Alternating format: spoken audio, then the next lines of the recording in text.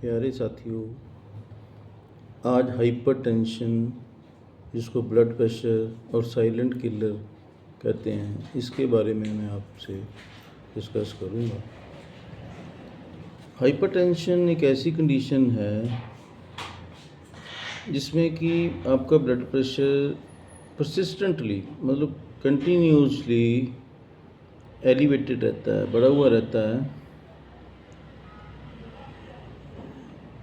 बेशक इसका कोई महसूस नहीं होता आदमी को, इसलिए इसको साइलेंट किलर कहते हैं। बाकी बीमारी तो जो कोई है ना, उसका तो कोई सिम्टम होगा, इसका कोई सिम्टम पहले नज़र नहीं आता।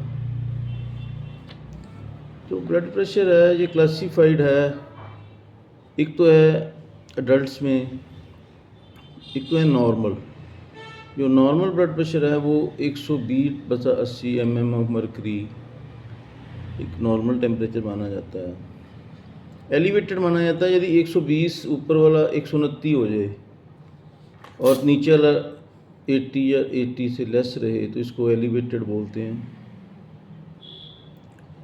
स्टेज 1 जो होती है उसमें ऊपर वाला 130 से 139 रहता है mm ऑफ मर्करी, और नीचे वाला 80 से बढ़कर 89 तक चला जाता है mm ऑफ मर्करी।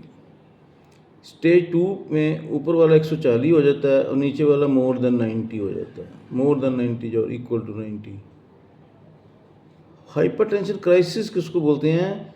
जब ऊपर वाला मोर देन 180 और नीचे वाला 120 से बढ़ जाए mm ऑफ मर्करी।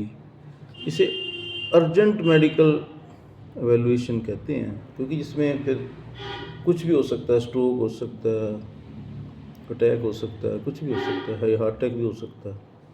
इसमें जो रिस्क फैक्टर होते हैं मैं आपको बताता हूँ। जब जैसे जैसे उम्र बढ़ती जाती है ना, इंक्रीजिंग एज एक कारण होता है। एक फैमिली हिस्ट्री भी होती है, जैसे किसी के फैमिली में किसी का ब्लड प्रेशर पहले बढ़ा होता है तो आपका भी फिर फैमिली हिस्ट्री में बढ़ जाएगा। एक ओबेसिटी होती है, मोटापा। एक घर में एक रूटीन होती है कि इनटेक ऑफ साल्ट ज़्यादा खाना है, तो उसमें उन केसों में भी ये बढ़ जाता है। फिज़िकल इनएक्टिव हो, आदमी काम ना करता हो, सारा दिन लम्बे पड़ा रहा होता हो या बैठा रहता हो, तो उसमें भी ये बढ़ जाता है। स्मोकिंग तो एक बहुत बड़ा कारण है, इनटेक ऑफ अल्कोहल बहुत बड़ा कारण है। बाकी यदि किसी को डायबिटीज़ है तो उसमें भी ये बढ़ सकता है। किडनी डिजीज़ है, स्ट्रेस है, तो ये हाइपरटेंशन के कारण हो सकते हैं। अच्छा, हाइपरटेंशन में सिम्टम्स क्या हो गए जिससे कि आदमी को पता चले कि मुझे हाइपरटेंशन है? ज़्यादातर लोगों को कोई सिम्टम नहीं होता। जब बीपी ज़्यादा होता है तो थोड़ा सा सिर दर्द हो जाएगा, डिजीनेस हो जाएगी, ब्लड विज़न हो जाएगा, विज़न जो है वो ब्लर हो जाएगी, क्लियर नज़र नहीं आएगा।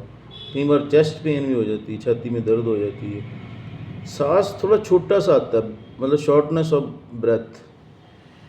कई बार जब बहुत ज़्यादा बीपी बढ़ जाता है तो नाक में से खून भी आ जाता है। तो इसको डायग्नोज कैसे करते हैं, मतलब मालूम कैसे होता है? जो बीपी है वो 2 और ज़्यादा बार करेक्टली वॉच किया जाता है। आम घरों में भी ये मशीन होती है, बाकी पास ही कोई डॉक्टर है तो उसके पास मर्करी वाली मशीन होती है। 24 जो आपके पास घर में मशीन है उस पर आप 24 घंटे का रिकॉर्ड कीजिए, 3-3 4-4 घंटे बाद।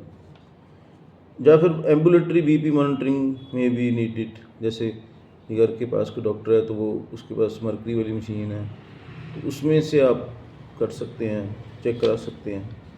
तो इसका ट्रीटमेंट क्या है? सबसे बड़ी ट्रीटमेंट तो लाइफ स्टाइल चेंज है, कि अपना जो लाइफ स्टाइल है थोड़ा चेंज कीजिए। रिड्यूस इनटेक साल्ट, जो नमक है वो कम खाइए। नमक की जो है ना, लेस देन 5 ग्राम पर डे, मतलब 5 ग्राम से हर आदमी को कम खाना चाहिए।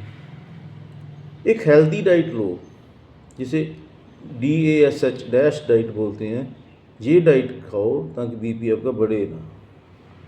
एक हफ्ते में कम से कम 150 मिनट आप एक्सरसाइज ज़रूर कीजिए। ये भी बहुत आपको ठीक तरह से बीपी मेंटेन करेगी। और वेट भी मेंटेन कीजिए, यदि आपका ओवर वेट है तो उसको मेंटेन कीजिए। वो जो कारण है जिसकी वजह से वेट बढ़ा हुआ है, उस कारण को पकड़िए। धूमपान छोड़ दीजिए, शराब कम कर दीजिए, बंद तो कोई कर नहीं सकता। स्ट्रेस को मैनेज कीजिए, यदि किसी बात का स्ट्रेस है तो उसको मैनेज कीजिए, ठीक है।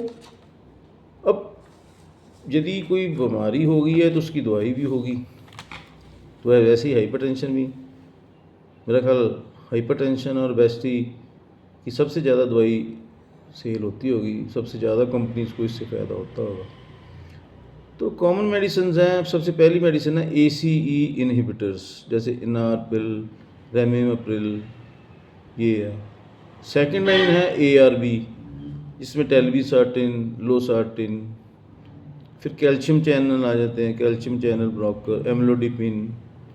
थायराइड डायूरेटिक आ जाते हैं, जिससे कि पेशाब आने से बीपी कम हो जाता है। हाइड्रोक्लोरोथायाजाइड। फिर बीटा ब्लॉकर भी आ जाते हैं, जैसे बीटा ब्लॉकर भी बहुत कम यूज़ होते हैं, लेकिन ये भी बीपी को कंट्रोल कर देते हैं। अब कॉम्प्लिकेशन क्या होती है? कॉम्प्लिकेशन मैं आपको बताता हूँ। यदि बीपी ब्लड प्रेशर को आप ट्रीट नहीं करते तो फिर क्या होगा? ब्रेन के सेल मर जाएंगे, स्ट्रोक हो जाएगा, हार्ट अटैक हो जाएगा, हार्ट फेलियर हो जाएगा, किडनी पे भी इफ़ेक्ट हो सकता है, और आई डैमेज हो सकती है, पेरिफेरल आर्टरी डिजीज़ हो सकती है। और ये बीमारी हैं जो सामने मैंने आपको बता दी। कई बीमारियाँ ऐसी हैं जो अंदर खाती, जिसको साइलेंट किलर बोलते हैं, अंदर खाती आदमी को मार देती हैं। कई बार आदमी सोया हुआ ही रह जाता है। तो इसको ना, ब्लड प्रेशर को लाइटली ना लें, इसको लाइट करें, मतलब इसकी रीडिंग लाइट करें, और अपना लाइफस्टाइल चेंज करके और इसको बढ़ने ना दें। एक्टिव लाइफस्टाइल अपनाएं, नमक कम खाएं, पानी ज़्यादा पिएं। डाइजेशन होगी तो फिर बीपी अपने आप कंट्रोल हो जाएगा और हाइपरटेंशन ख़त्म हो जाएगा। मैं आपकी और आपके परिवार की सेहत की मंगल कामना करता हूँ। आप देखिए मेरी अगली वीडियो। Thank you.